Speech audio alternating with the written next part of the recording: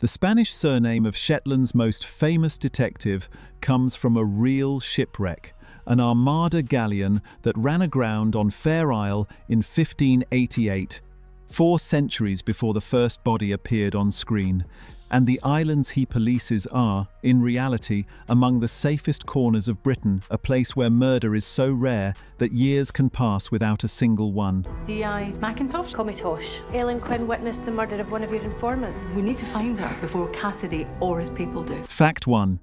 The books ended on purpose. Most television dramas outrun their source material by accident. Shetland outran its books because the woman who wrote them deliberately brought them to an end, while the series based on them was still climbing. Ann Cleeves built the Shetland novels with an architect's discipline. The first 4, Raven Black, White Knights, Red Bones, and Blue Lightning, were a colour-coded quartet, one for each season of the island year. She then followed them with a second quartet named for the elements: Dead Water, Thin Air, Cold Earth, and Wildfire. And when the pattern was complete, she stopped. Wildfire, published in 2018, was announced as the final Shetland novel, 8 books, 2 perfect quartets, finished. Cleeves felt the islands were simply too small to keep supplying stories honestly, and she refused to stretch them thin. Television had other ideas. The BBC series had already begun spinning original stories beyond the novels, with Cleeves' blessing, and simply carried on. The screen version of Shetland has now produced far more mysteries than its creator ever wrote. It leaves the show in a curious position. Almost no adaptation shares. The books are a closed monument, and the series is a living thing that walked out of them. The author finished her story, and television politely declined to finish with her. It is a vanishingly rare act in crime fiction, where successful series are usually written until the wheels come off. Cleeves closed hers at full strength, on her own schedule, and then stayed close to the television version she had released into the wild, watching the islands she had finished writing about continue to fill with fictional bodies. It's not my first time here. I was born here. Have you had any contact with Aileen? Haven't heard from her in weeks. Fact 2. The Armada named the detective. Viewers have always wondered about it. Why does a detective from the far north of Scotland, about as far from Spain as Britain gets, carry the name Jimmy Pérez? The answer is one of the most remarkable pieces of backstory in British crime fiction, because it is anchored to a real event. In 1588, as the defeated Spanish Armada fled around the top of Scotland, the supply ship El Gran Grifon was wrecked on Fair Isle, the tiny, storm-battered island between Shetland and Orkney. Its crew scrambled ashore and spent weeks stranded among the islanders before they could be taken off. That wreck genuinely happened. The remains of the ship were found off Fair Isle centuries later. And it is precisely where Ann Cleeves anchored her hero. In the novels, Jimmy Pérez is descended from one of those shipwrecked Spaniards, a family that stayed, married in, and never left. It is why the character belongs to Fair Isle specifically, the most remote inhabited island in Britain, and why his name sits so strangely and so rightly in the mouths of his colleagues. 400 years of island history are folded into 2 words on his warrant card. No other British detective carries an origin story like it. A fictional policeman whose family tree begins with a real shipwreck on a real island in the wreckage of a real war. Where did you take Aileen? You think I'm hiding her? Fact 3. Henschel looked completely wrong. Readers who picked up the novels after watching the series were in for a shock. The Jimmy Pérez of the books wears his Spanish ancestry on his face, dark-haired, dark-eyed, a man whose Mediterranean looks make him stand out on the islands he calls home. Douglas Henschel is none of those things. Pale, fair-haired and unmistakably Scottish, the Glasgow-trained actor was, on paper, about as far from the printed Pérez as casting could wander. Fans of the novels noticed immediately and said so. The person who mattered most disagreed with them.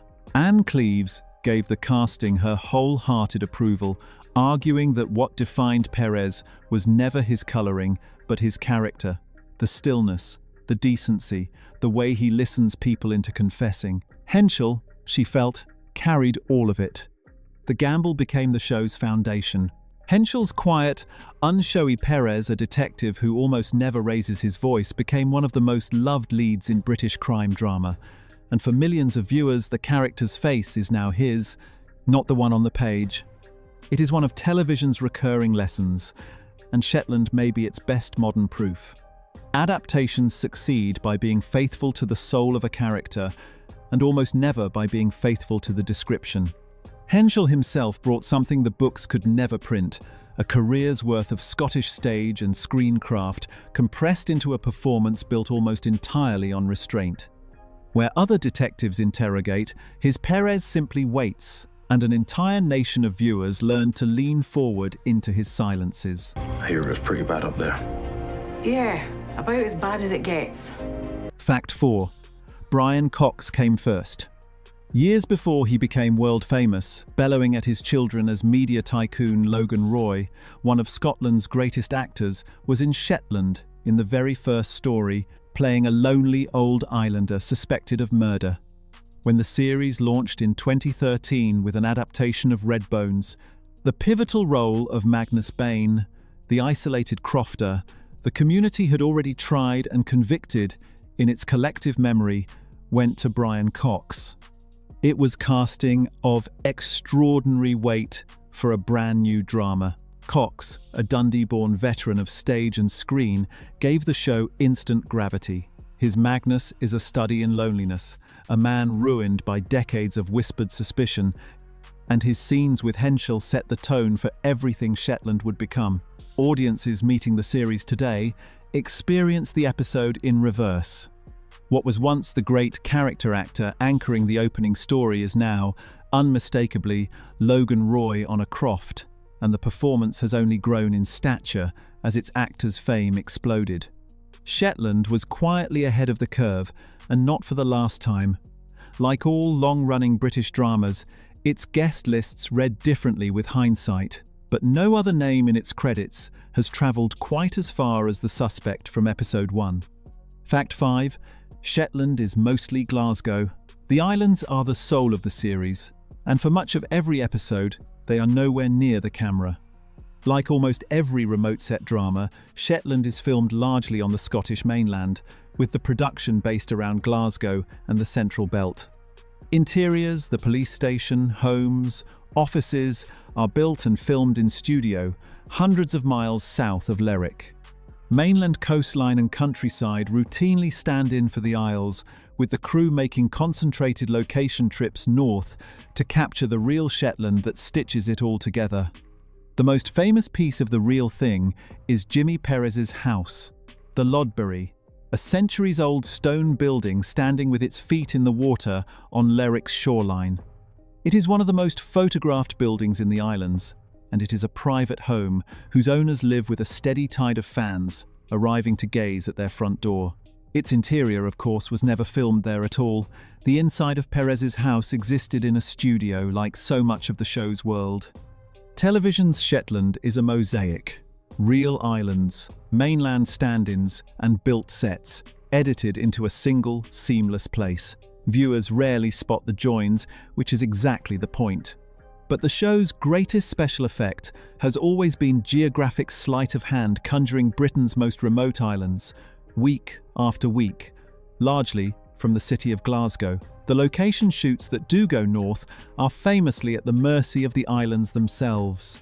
Shetland's weather can serve 4 seasons before lunch, and the wind is a permanent, uncredited cast member, a force the production learned to treat as part of the show's character rather than an enemy of it. If you're enjoying this, it would mean a lot if you subscribed. It helps us keep making videos like this one. Just hit that button and you'll never miss a new one. Fact 6. The safest place on television. Here is the paradox at the heart of the series. On screen, the Shetland Islands endure a murder rate that would alarm a war zone. In reality, they are one of the most law-abiding communities in the whole of the United Kingdom. Around 23,000 people live scattered across the islands, a population smaller than many market towns, and serious crime is genuinely rare. Murder is so unusual in the real Shetland that years can pass without a single case, and islanders famously joke about doors left unlocked and keys left in cars. It places the show in a proud British tradition. Midsummer's deadly villages, Oxford's lethal colleges, the murderous coves of the West Country, our cosiest landscapes, have always doubled as television's most dangerous postcodes, and Shetland simply carried the tradition as far north as it will go. The islanders themselves have largely embraced the joke, not least because the series repaid them handsomely. Shetland put the islands on screens around the world, and visitors now arrive with the drama explicitly in mind, walking Commercial Street and photographing a certain house by the water. The safest place on television, it turns out, is also one of its best advertisements, a community that lent its name to a decade of fictional murder and received in exchange the world's attention. The series triggered the same pilgrimage that Britain's other great detective landscapes know well. Northumberland experienced it with Vera, Oxford with Morse, and now Britain's most northerly islands greet visitors who arrive knowing Lerwick streets before they have ever set foot on them. Fact 7. Only Sandy is local. For a series so rooted in its islands, Shetland's regular cast contains remarkably little actual Shetland. The leads across both eras came from the Scottish mainland, with one quiet, perfect exception.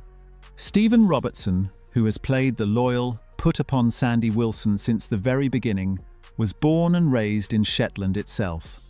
The man playing the local officer forever teased for his island ways is the genuine article, the only member of the core cast who grew up with the accent, the weather, and the one-road villages for real. It gives his performance a texture no dialect coach can supply. Sandy's rhythms, his patience, his particular island courtesy. Robertson isn't reaching for any of it. He grew up inside the world the rest of the production had to research. There is a lovely irony in where the drama placed him. Sandy is the character the scripts most often position as the naive local among worldlier colleagues, played by the one actor for whom none of it is an act. Alongside Alison O'Donnell's Tosh, Robertson's Sandy became the show's true continuity. The pair survived the greatest upheaval in its history, which is a story of its own, and one we are coming to. Fact 8. One gamble changed everything. The Shetland that viewers know today, a single dark mystery unspooling across a whole series, is not the show the BBC launched. The original version was something smaller, and the change that transformed it was a genuine gamble. The early series adapted the novels as compact two-part stories. A murder opened on Tuesday was solved by Wednesday. It worked, but it kept the show in the crowd, one more well-made detective drama among many. In 2016, the gamble paid off completely. The longer form deepened everything: Pérez's stillness, Tosh's growing weight in the stories, the island's brooding presence, and the series collected major Scottish television honours as its reputation climbed into the front rank of British drama. And a quirk devoted readers still enjoy. Television began its story in the middle. The very first series adapted Red Bones, the third of the novels, and only afterwards circled back to pick up Raven Black and the rest.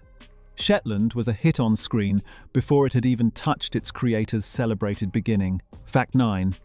The unthinkable cast change. For 9 years, Shetland and Douglas Henschel were inseparable. The show was Jimmy Pérez, and replacing him seemed roughly as plausible as replacing the islands. Then, in 2022, after 7 series, Henschel announced he was done. Pérez was given something television rarely grants its detectives: a real ending, written with care, closing 9 years of stories on the character's own terms. And the BBC faced the question every successful drama dreads: carry on without its heart, or stop. The answer arrived from an unexpected direction. Ashley Jensen, beloved for extras opposite Ricky Gervais, and for carrying the cosy sleuthing of Agatha Raisin, took over as D.I. Ruth Calder, a Shetlander who fled the islands for London as a young woman, dragged home by a case she never wanted. The echo was pointed. Like the audience, Calder arrived as an outsider with history, a local who had spent her life running from the place Pérez loved. With Tosh and Sandy providing the continuity, the show rebuilt itself around her return, and the first female lead in its history. The gamble that could have ended Shetland instead extended it. The series survived the departure of an apparently irreplaceable lead, joining the select company of British crime dramas that outlived their own faces, from Morse's Oxford to Midsummer's Villages. Jensen's own road mirrored her characters.